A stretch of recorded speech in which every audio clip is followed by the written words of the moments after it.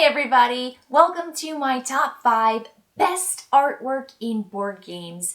Now the way that I have categorized this top 5 list is by artist, and I had a tough time like, well, what's the best artwork in a game period? And then what I realized is that some artists just keep cropping up with wonderful depictions in all these board games, wonderful artwork, and so I have picked the best example, my favorite example of my top 5 artists. And so I'm going to do it that way, and I hope you enjoy it. And I also snuck in a runner-up, so make sure you stay tuned to the end for not just my number 1, but my runner-up that just barely missed this list. So let's jump into it. My number 5 favorite artist is Roland McDonald. Now, Western Legends is just something to look at. I love the warm hues that are used because I love the Western genre in film, and there's nothing better than doing all the things you do in a Western: riding horses, robbing trains, digging up gold, playing poker, just doing the best stuff, right? You're investing in really cool supplies and resources. You're upgrading your horse.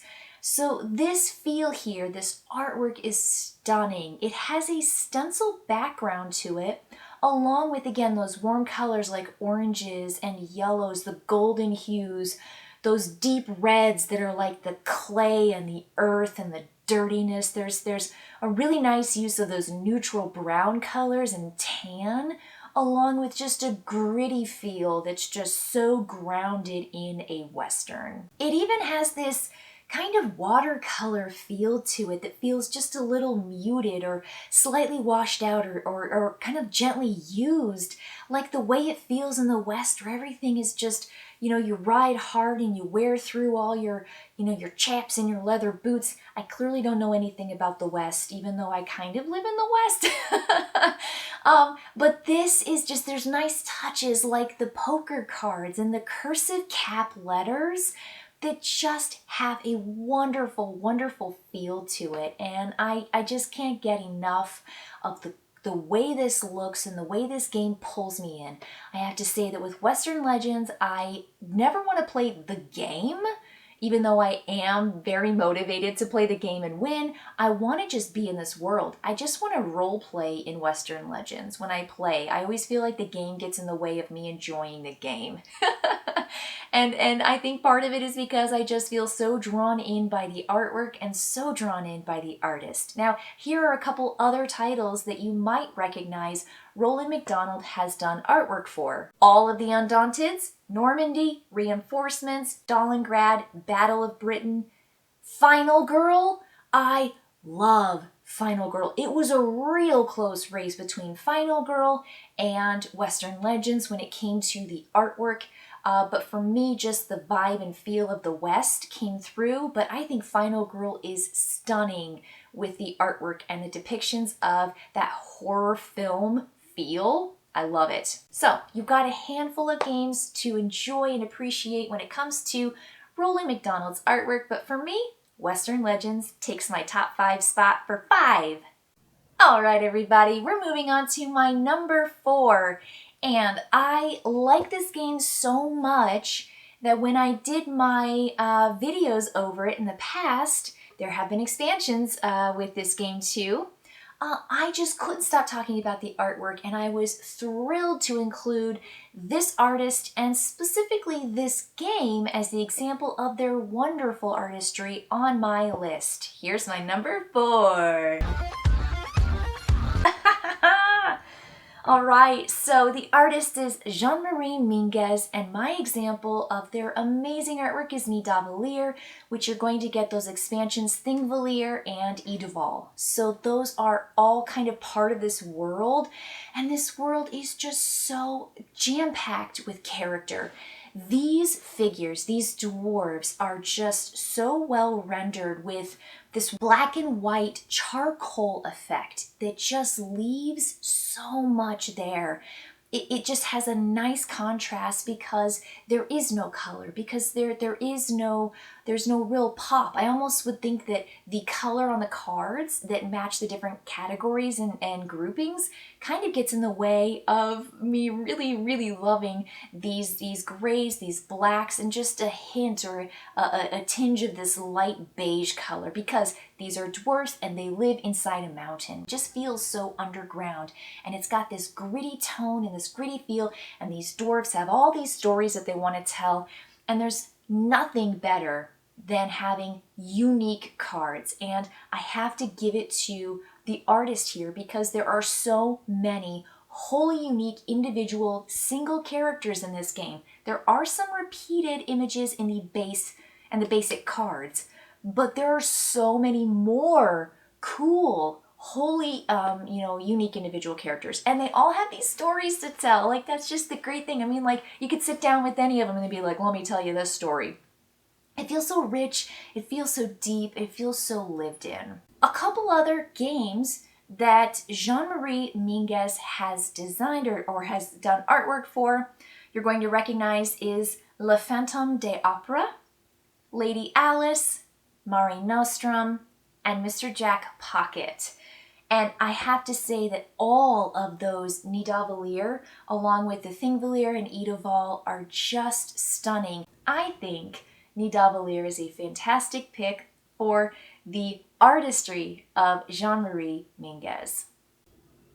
We are just moving right along my list of my top artists and games that represent those artists, in my opinion, in the best way. So I'm ready to share with you my number 3, and this artist has done a whole lot in the gaming industry. I think she's got the longest list of games that she's designed, and I think we all agree that plants, animals, she's got it.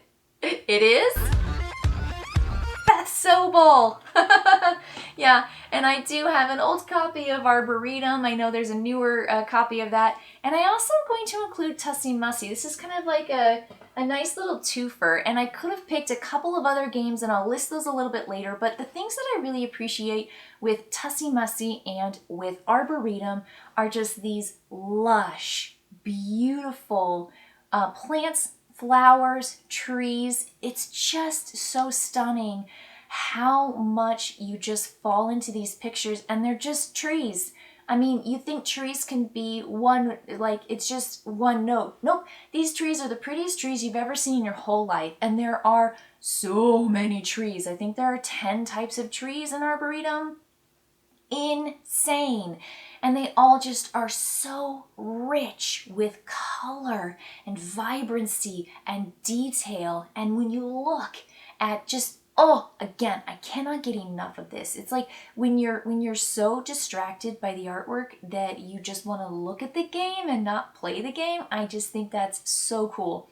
And with Tussie Mussy, the flowers here are just stunning. I mean, the choices and the depictions of it just capture me. I absolutely adore all of these flowers, and I love just looking at all of them. Now, paired with all of that, you've got wonderful selection and choice with font and outside kind of things with the colors, and I think that it just pairs so well together. It's mesmerizing and it feels so realistic, but I think it's actually better than realistic. I think it's like nicer than real life. And I think that might be why I'm just so dazzled by all of these depictions. And again, I could have picked a variety of things that Beth Sobel has designed. So I'm just going to list off a couple of those games. Cascadia, wonderful game. Wingspan, amazing birds. I mean, the birds are so good. Calico with cats and just wonderful quilts. Viticulture, Between Two Cities, Circle the Wagons, Herbaceous. One that I almost did Coldwater Crown. I love Coldwater Crown. I think it's A, great game that doesn't get talked about hardly enough.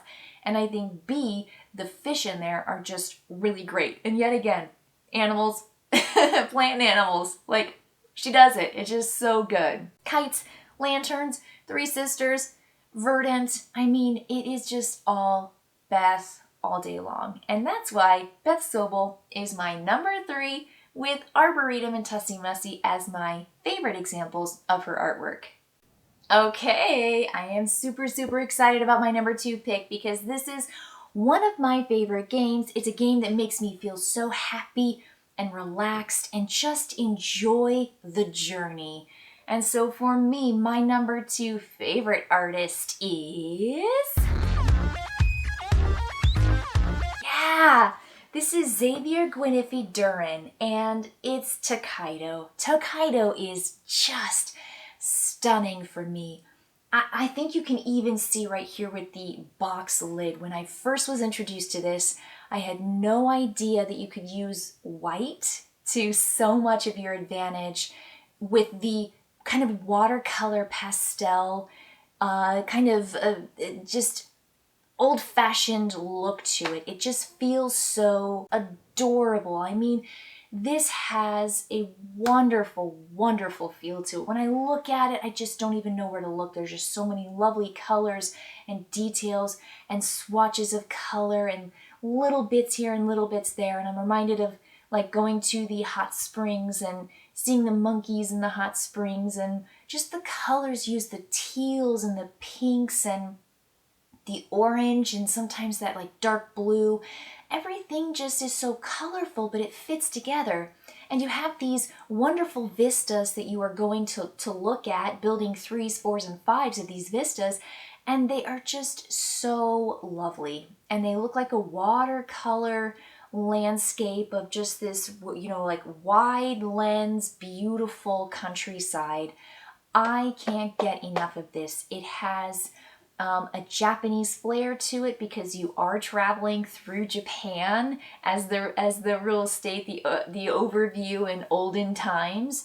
But it's just so lovely. I can't get enough of looking at this game and all the different bits and pieces, like the expansions and the other boxes that come with it, that give you even more characters to pick from, because the characters just are full of lovely flair and detail. This minimalist design just pops. Like, I just feel like it just feels so round. There are no rough or tough or hard edges here. It just feels so soft to me.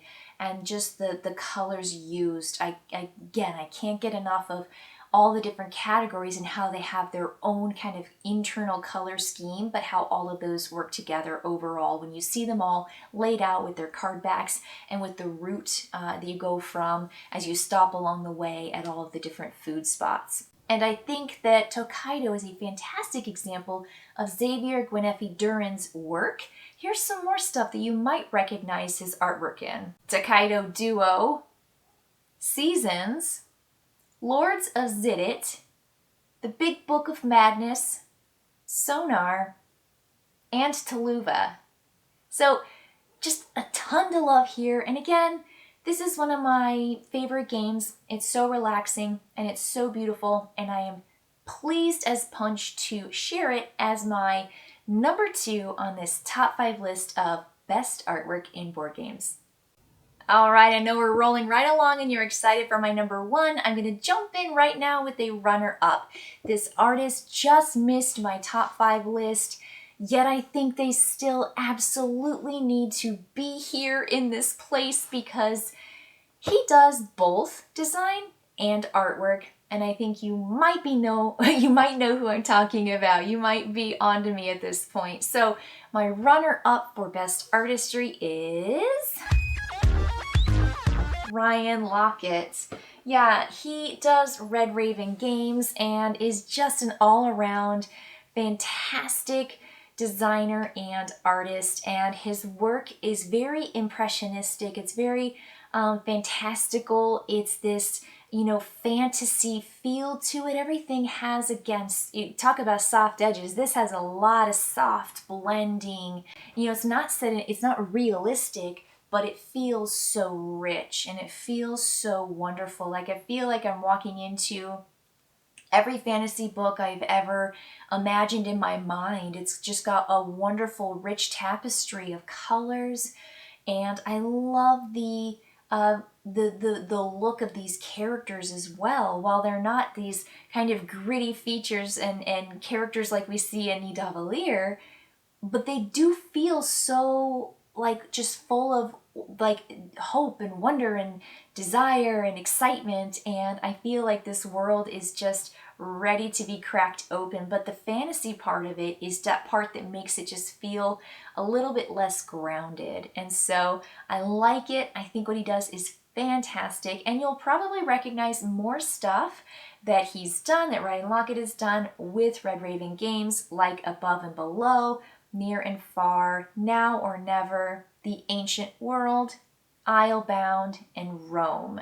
He's got the best of an animated look, and I think that it's just vibrant and a wonderful, wonderful use of color palette. So for me, he does a fantastic job with creating this just awesome, not realistic look to all of the locations and the characters and essentially what you find in these worlds, and I love it. I love it so much. There's a hint of recognizing something, but then it just has this feel that it just draws you in. So he didn't make my top 5, but just barely, just barely.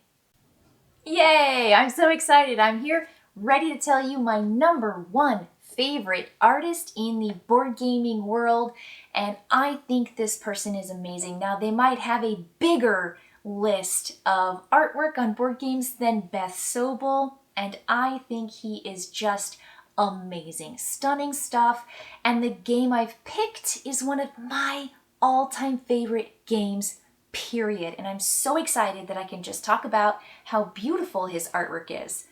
It is Vincent Dutrait. Yay! Oh my gosh, I'm so excited because I love discoveries. I love discoveries so much. And I mean, look at this. Look at this beautiful sunset. I mean, it's the pinks and the peaches and just this looks like a painting. Every single image you see in this game looks like a painting, and it's got this watercolor feel without having soft edges. It has clearly defined a sketch-like quality with these wonderful colors, and it kind of actually goes back to what I like the most about Western Legends, with that kind of Western feel. There's these wonderful, beautiful mountainscapes and the green land. You've got kind of like just the flat lands. You've got the river running through so much of the imagery. And there's just these lovely neutral tones, these natural colors of browns and tans and greens and blues that just make you feel like every single thing you're looking at is outdoors and it's just full of nature. It is just so stunning to see. I also adore the calligraphy, which is that capital letter, really dark print that you see that's on each of the dice with the faces of the dice. So when you're looking at it, and then there's that iconography on every player board. It's just so beautiful, and I can't stop looking at it. I love the birds and the fish and the trees and the plants and all the different cards that are like the creature cards, and they're so beautiful. Every single one of them is unique and different. Every single card is unique and different. The cards are double-sided. On one side they've got the actual journey side, which takes you through mountains and lands and rivers, and you flip it over, and on that side it's going to be the American Indian tribes, and you're going to it's just so good. I just can't get enough of how beautiful and stunning and unique everything is. There's nothing repeated here. It is definitely top of my list. I adore Discoveries. I adore Vincent Dutrait and some other things that you might actually recognize his artistry in. Tenpenny Parks that just came out this past year. Lost Cities from Days of Yore. Role Player. The Quest for El Dorado. Jaipur. Lewis and Clark. The Expedition. Broom Service. Detective City of Angels. Rise of Augustus. So so wonderful. I think his artwork is just stunning, and I love that he's top of my list, and I love that I finally get to talk about discoveries, or finally, always, if anytime I can, I talk about discoveries. Anyway, that is going to cap it off for my top 5 favorite artists and my favorite game of that artist as a representation of what I love in board games that has nothing to do with the mechanics. It's just what you're looking at, which we spend a lot of time looking at components and pieces and cards and boards, and I love that we have some wonderful artists in the board gaming industry. All right, that's it, everybody. Let me know what your top 5 artists and or favorite artwork in games is in the comments below. I cannot wait to hear what you love and what style really works for you. Okay, everybody, I'll see you later.